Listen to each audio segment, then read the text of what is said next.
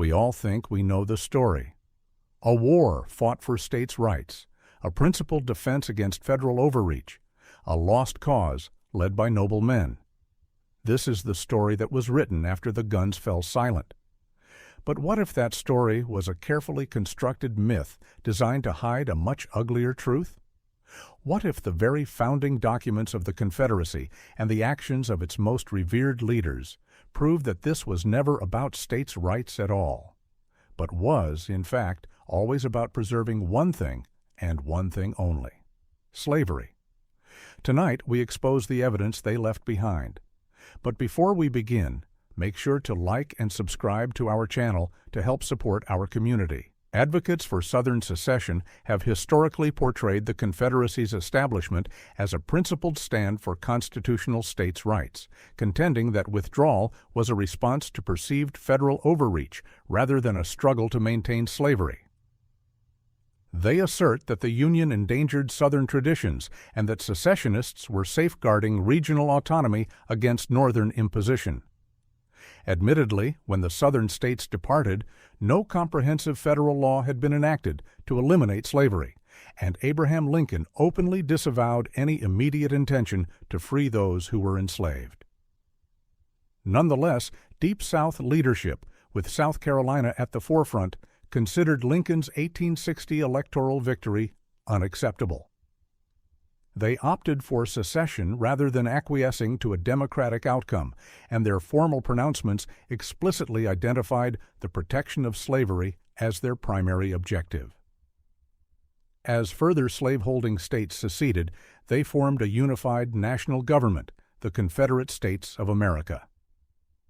This new constitution established a federal framework, but was carefully designed to curtail state powers in significant areas.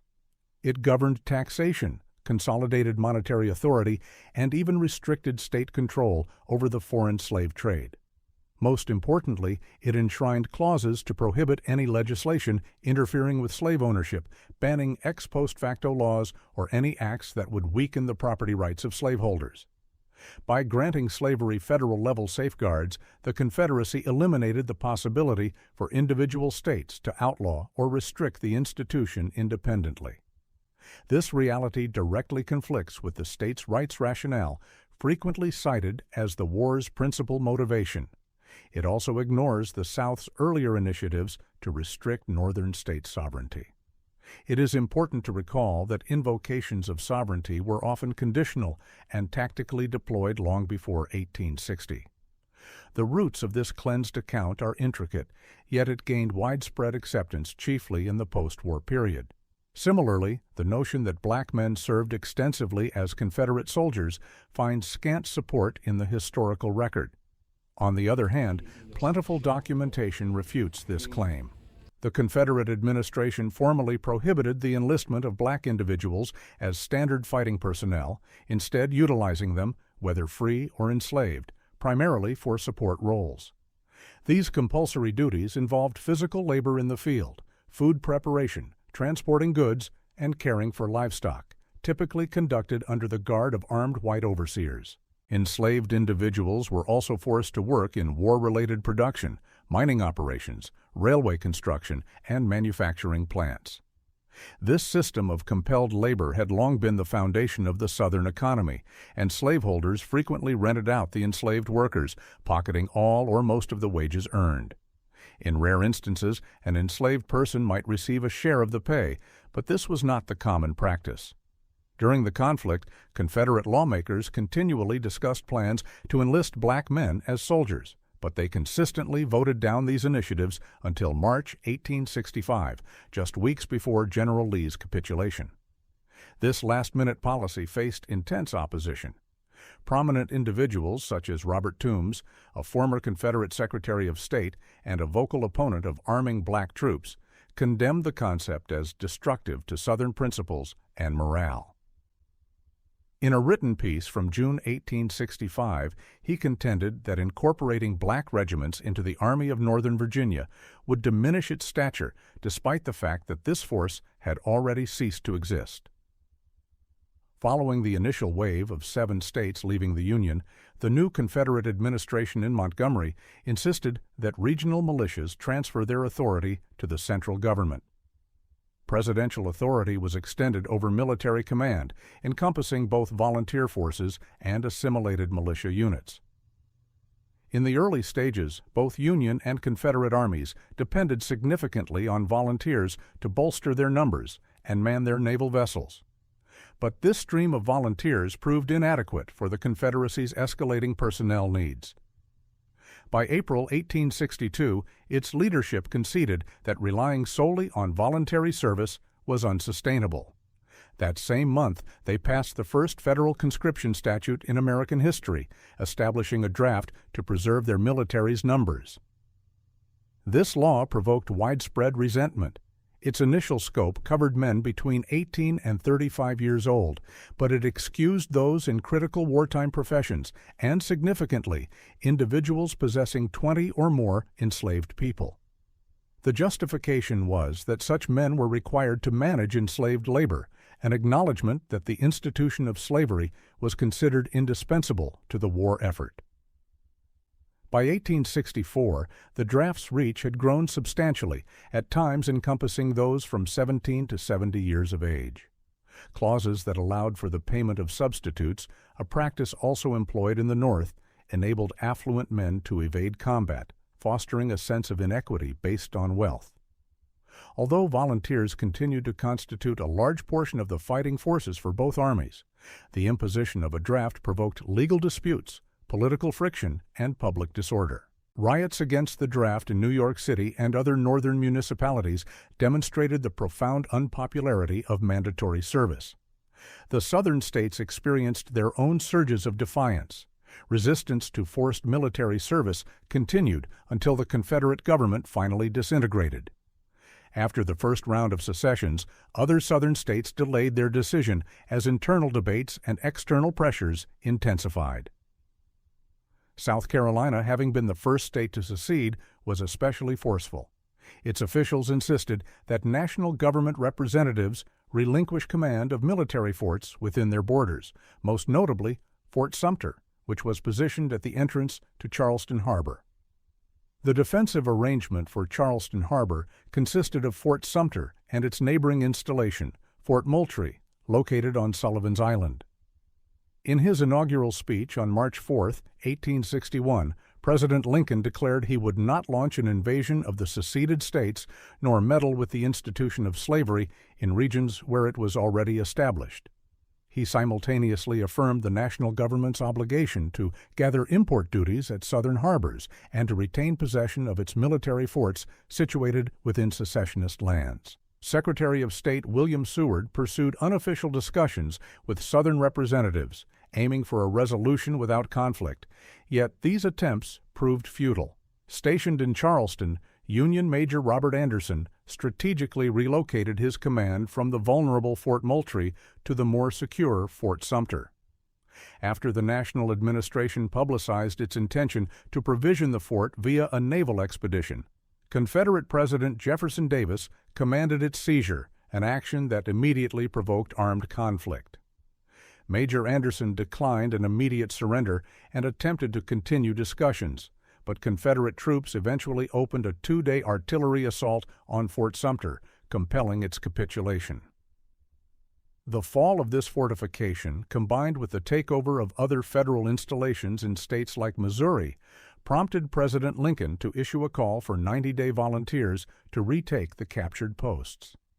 These developments influenced a number of hesitant states, including Virginia, to reassess their stance on leaving the Union. Prior legislative tallies in Virginia had defeated motions to secede, but the escalating national emergency revived the discussion. While most states that left the Union between 1860 and 1861 were later readmitted with their original borders preserved, Virginia constituted a significant departure from this pattern. In contrast to the Deep South, where secession enjoyed more widespread popular support, Virginia's citizenry was initially resistant to abandoning the Union. This sentiment changed following the attack on Fort Sumter and Lincoln's request for military volunteers. delegates from states that had already seceded actively lobbied participants at the Virginia Convention, striving to persuade the state to join the Confederacy. President Lincoln's appeal for troops to quell the insurrection further inclined public opinion toward secession. Nevertheless, significant pro-Union sympathies remained, especially in the western mountainous regions. Delegates from these areas assembled in Wheeling and initiated a movement to break away from the rest of Virginia. By the spring of 1861, they had formed a restructured state authority that pledged allegiance to the Union, which received recognition from the federal government and dispatched 2 senators to represent its western constituencies. Consequently, Virginia operated under 2 rival administrations, one aligned with the Confederacy and the other with the Union. In May 1862, the Wheeling legislature authorized the creation of a new state from its western territories, and the U.S. Congress accepted West Virginia in 1863, stipulating that it must eliminate slavery. Virginia was thereby separated from its northwestern lands, and notably from the Arlington property, which had previously belonged to Robert E. Lee. This estate was subsequently appropriated by the federal government and established as Arlington National Cemetery. The Army of Northern Virginia, under Lee's command, undertook 2 significant incursions into Northern Territory. In 1862, following a conclusive victory at the Second Battle of Bull Run, Lee advanced into Maryland, a border slave state with divided sympathies. His objectives were to foster local support for the Confederate cause, interrupt Union operations, and provide respite for war-exhausted farms in Virginia that were straining to support Southern forces. While Maryland offered material resources, Lee's troops risked turning the population against them by confiscating provisions and apprehending black individuals they encountered during their movement. This offensive lost momentum after Lee's defeat at Antietam in September 1862. Although his army withdrew in an organized manner following the most lethal single day of combat in the nation's history, the operation yielded minimal strategic benefit. In 1863, after a triumph at Chancellorsville, Lee commenced a second invasion, this time into Pennsylvania. His aims were to secure fresh provisions, damage Northern confidence by endangering urban centers such as Washington and Baltimore, and impair the Baltimore and Ohio Railroad, a target he had previously noted. Contrary to certain assertions, his primary intention was not to conduct a massive operation to enslave people, even though his soldiers did detain free and fugitive black persons during the march. Several months before, in March 1863, Confederate leadership had ordered that all apprehended black individuals, regardless of their legal status, be sent to Richmond for compulsory labor. This official directive leads some to characterize the Gettysburg Campaign as an extensive slave-gathering operation intended to bolster Confederate supply efforts. However, this interpretation conflicts with aspects of Virginia's legal and individual histories, including the personal stance of Robert E. Lee himself. In 1857, following the passing of his father-in-law, George Washington Parke Custis, Lee's spouse came into possession of the Arlington property, additional holdings, and approximately 189 enslaved individuals. Custis's testament directed that these individuals were to be granted their liberty within a 5-year time frame. Lee, acting as the executor, was confronted with significant financial obligations. He took a temporary leave from his military duties to personally oversee Arlington, pursuing legal actions that postponed manumission. To settle debts, Lee sold enslaved people, an act that led to the separation of almost every family unit under his control, with a single family remaining together. The enslaved population resisted, demanding the liberty assured to them in the will. Lee documented the challenges of enforcing control, noting that he jailed some, contracted others to far-off employers, and posted rewards for the capture of those who escaped. He endeavored to extend their servitude for the entire 5-year term, and potentially beyond. While the claim that he personally administered a whipping is debated by scholars, Lee did permit physical discipline in certain situations. Lee characterized the institution of slavery as a more detrimental moral affliction for white civilization than for black people, and after the war he stated to a congressional panel that black people were not naturally inclined toward labor. He also voiced his desire that Virginia could remove its black population following emancipation, thereby rejecting the feasibility of genuine racial integration. So, what is the significance of these facts for our collective memory of the Civil War and the Confederacy? Was the struggle genuinely motivated by states' rights, or was that a narrative constructed afterward to conceal the South's profound legal commitment to preserving slavery? And if the Confederacy explicitly forbade any move to abolish the institution, what does that reveal about the fables still promoted in the present day? The reality is more nuanced and considerably more unsettling than many are comfortable acknowledging. So, where does this evidence leave us? We are faced with a fundamental contradiction. A nation that went to war in the name of state sovereignty, yet built a constitution that permanently forbade those states from choosing freedom. This forces us to ask a difficult question. If the core justification taught for generations crumbles under the weight of its own founding documents and the actions of its most iconic leader, what are we really remembering? The story of the Confederacy is not just a tale of battles and politics. It is a case study in how history is written and rewritten. It's a reminder that the stories we tell about our past are never just about the past. They are about who we are and who we aspire to be in the present. The evidence is now before you. The declarations, the laws, the personal letters. The decision of what to do with this history is yours. What do you think it truly means?